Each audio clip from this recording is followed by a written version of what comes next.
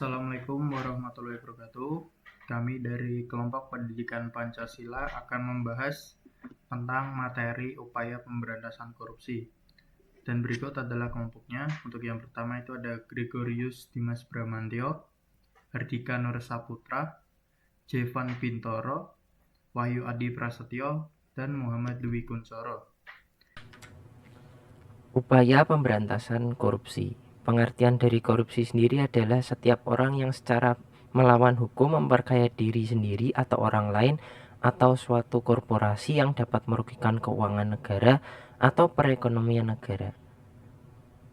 Menurut Undang-Undang Nomor 31 Tahun 1999, anti korupsi sendiri berarti mencegah, mengurangi, dan memberantas korupsi. Lalu menurut UU Nomor 31 Tahun 99 terdapat 13 pasal yang merumuskan jenis-jenis korupsi yang disederhanakan menjadi 7 jenis. Yang pertama yaitu merugikan keuangan negara, suap menyuap, penggelapan dalam jabatan, pemerasan, perbuatan curang, bentuk kepentingan dalam pengadaan, dan gratifikasi. Lalu upaya pemberantasan korupsi. Terdapat 4 klasifikasi korupsi. Yang pertama individual corruption, yaitu korupsi yang dilakukan individu. Lalu petty corruption adalah korupsi kecil-kecilan yang dilakukan oleh aparat dalam kegiatan sehari-hari.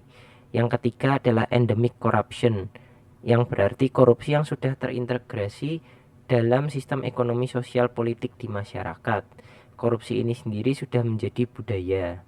Yang terakhir adalah grand corruption, atau korupsi yang dilakukan para pejabat pengambil keputusan untuk menguntungkan diri sendiri atau orang lain. Lalu area potensi korupsi. Ada banyak jenis area potensi. Yang pertama yaitu pengelolaan anggaran.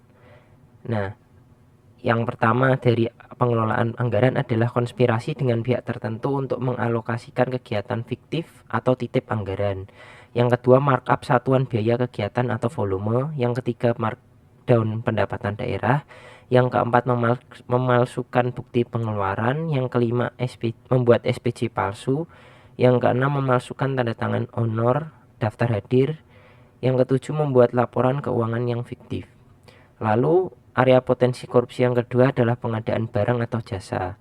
Yang pertama, menekan panitia agar memenangkan rekanan tertentu.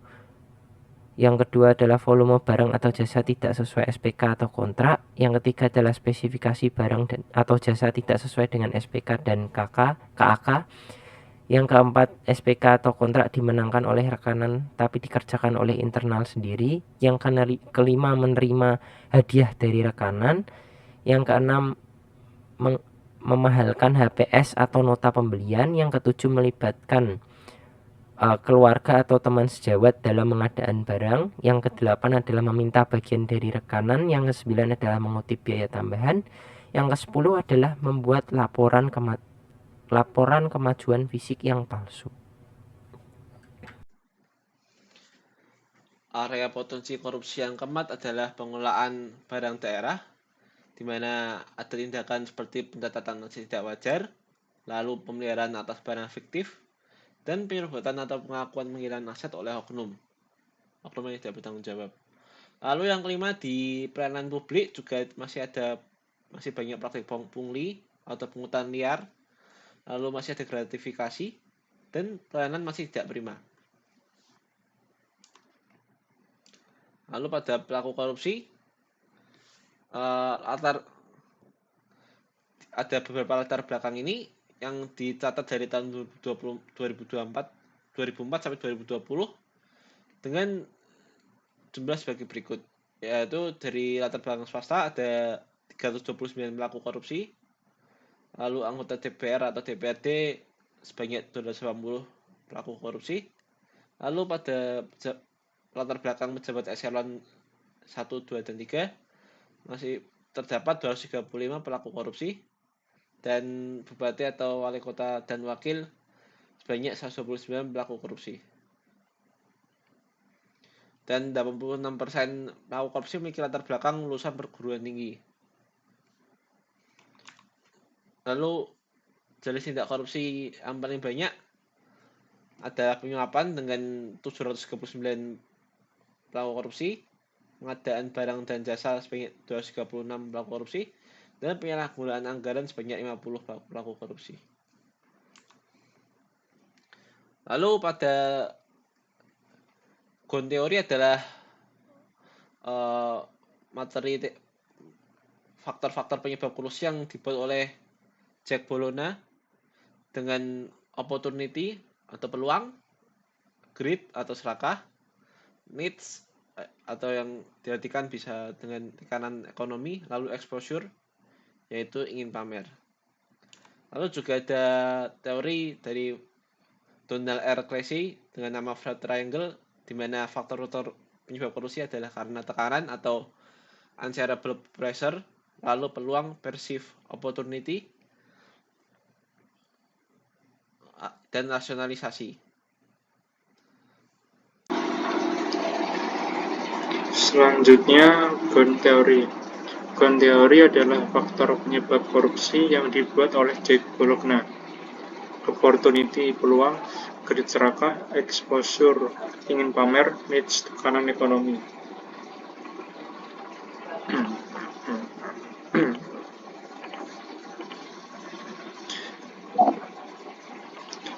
Fraud triangle.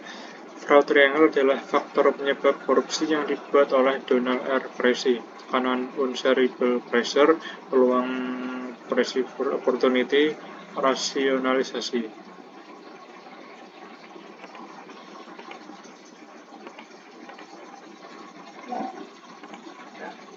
Pentingnya pencegahan korupsi dalam masyarakat.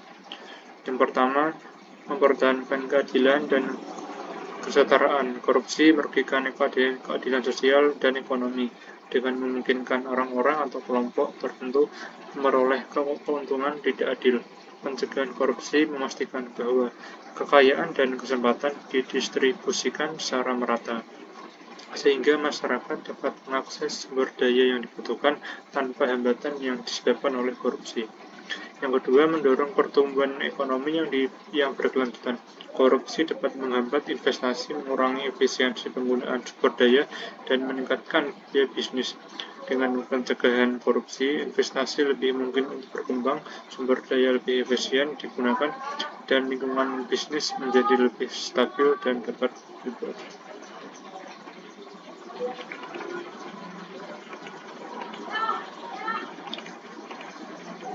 Yang ketiga, memperkuat kepercayaan masyarakat. Korupsi merusak kepercayaan publik terhadap lembaga-lembaga pemerintah, politisi, dan bisnis.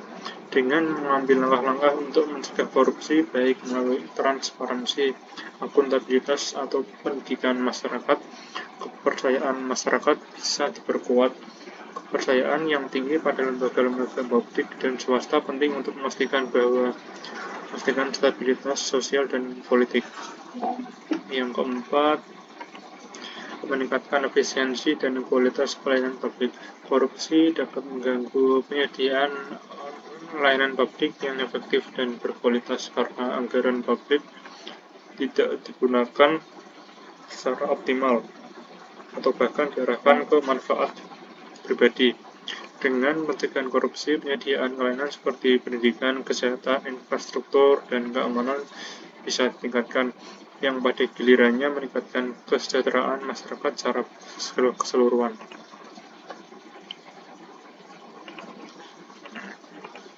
Yang kelima, menjaga stabilitas politik dan sosial.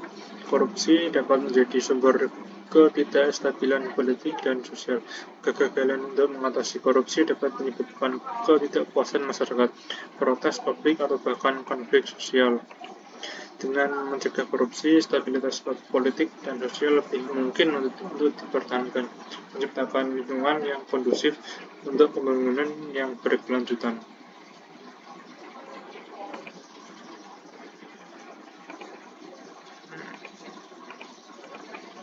Korupsi dapat dianggap sebagai bentuk tekanan yang tidak dapat dibagi-bagi dalam konteks sosial. dan politik. Istilah ini mengacu pada praktik penyalahgunaan kekuasaan atau posisi kekuasaan untuk keuntungan pribadi, seringkali dengan cara yang tidak etis dan ilegal ketika seorang atau sekelompok orang di dalam struktur kekuasaan menggunakan posisi atau akses mereka untuk memperkaya diri sendiri dan atau orang-orang terdekat mereka. Hal ini menghasilkan tekanan pada sistem yang seharusnya bekerja untuk kepentingan umum.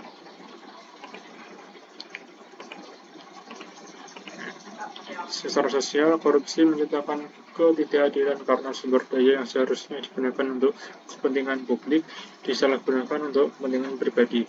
Ini dapat merugikan masyarakat secara keseluruhan dengan menghambat pertumbuhan ekonomi, mengurangi investasi dalam infrastruktur, dan menghambat perkembangan sosial. Dalam konteks ini, tekanan yang tidak dapat dibagi menggambarkan bagaimana korupsi mengeksploitasi posisi atau kekuasaan untuk kepentingan pribadi dengan konsekuensi yang merugikan bagi masyarakat secara keseluruhan. Untuk selanjutnya, itu ada integritas mencegah korupsi. Jadi sebelum para pejabat di negara kita ini menjabati kedudukannya sebagai pejabat, itu mesti ada sumpah jabatan terlebih dahulu sebelum beliau menjabat, yaitu yang berbunyi, "Demi Allah saya bersumpah bahwa saya dalam menjalankan tugas jabatan akan menunjang etika jabatan, bekerja dengan sebaik-baiknya dan penuh tanggung jawab, bahwa saya akan menjaga integritas, tidak menyalahgunakan kewenangan, serta menghindari diri dari perbuatan tercela." Dan untuk integritas sendiri, yaitu suatu konsep yang berkaitan dengan konsistensi tindakan-tindakan, nilai-nilai, metode, dan berbagai hal yang dihasilkan. Oke, untuk integritas sendiri itu ada 3 jenis, yaitu pertama adalah kejujuran. Kejujuran adalah dimensi potensi integritas yang menunjukkan aspek komponen integritas pada kesadaran kebenaran dalam sikap kejujuran. Yang kedua ada konsistensi, yaitu dimensi potensi integritas yang menunjukkan komponen integritas pada konsistensi dalam perbuatan yang terdiri dari aspek pengendalian emosi, akuntabel, dan fokus menyeluruh. Terus selanjutnya itu ada keberanian, yaitu komponen integritas pada keberanian menegakkan kebenaran secara terbuka, yang terdiri dari aspek keberanian dan percaya diri. Dan berikut adalah 9 nilai integritas yang harusnya kita terapkan di negara kita. Yaitu yang pertama adalah jujur, yang kedua adalah peduli, yang ketiga adalah disiplin, yang keempat adalah tanggung jawab, yang kelima adalah mandiri, yang keenam kerja keras, ketujuh adil, kedelapan berani, dan kesembilan sederhana. Oke, untuk materi selanjutnya akan dijelaskan oleh Mas Muhammad Dwi Kuncoro. Perkenalkan, nama saya Muhammad Dwi Kuncoro, NIM A11 2022 14427.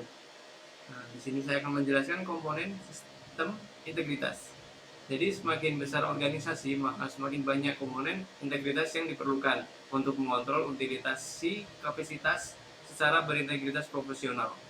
Nah, termasuk efektif dan efisien. Nah, di sini ada 1, seleksi dan keteladanan kepemimpinan. 2, kode etik dan kode perilaku. 3, peran pengawasan internal. 4, whitelist blower system atau biasa disebut WBS. 5, evaluasi eksternal integritas. 6, post employment. 7, kehandalan SOP. 8, keterbukaan informasi publik. 9, pengelolaan aset. 10, pengungkapan isu dan uji integritas. Selanjutnya, peran penting integritas. Yang 1 adalah integritas memegang peran penting bagi generasi muda untuk mewujudkan moral bangsa dan menciptakan pemimpin yang anti korupsi. Kedua, salah satu upaya ke depan untuk menjaga korupsi adalah menanamkan nilai-nilai integritas kepada generasi muda. Yang ketiga, sejak dini integritas harus sudah dikenalkan, baik dari keluarga, masyarakat, lingkungan, dan sekolah ataupun kerja. Pendidikan atau praktik anti korupsi menghasilkan ASN berintegritas. Yang pertama itu ada hati-hati dalam berkata. Yang kedua, dapat memegang perkataan. Yang ketiga, jujur dalam bekerja. Nomor 4, taat pada aturan. Nomor 5, siap bertanggung jawab. Nah, ini tips 4 no. Ya. Yang pertama ada no bribery, menolak suap. Ya. Terus ada no luxurious hospitality, menolak menerima gravitasi atau hadiah yang tidak wajar. Oke. Yang ketiga ada no gift, menolak fasilitas dinas yang terlalu mewah. Yang keempat ada no kickback, menolak menerima fee dari rekanan. Oke, selanjutnya, nah ini ada kata-kata penutup untuk mengakhiri presentasi ini. Selalu berusaha, tidak ada kata menyerah. Rezeki datang dari manapun. Gusti Allah mboten sare. Nah, ini kata-kata dari Ganjar Pranowo. Nah, sekian dari kelompok kami. Jika ada kesalahan, mohon dimaafkan. Terima kasih. Wassalamualaikum warahmatullahi wabarakatuh.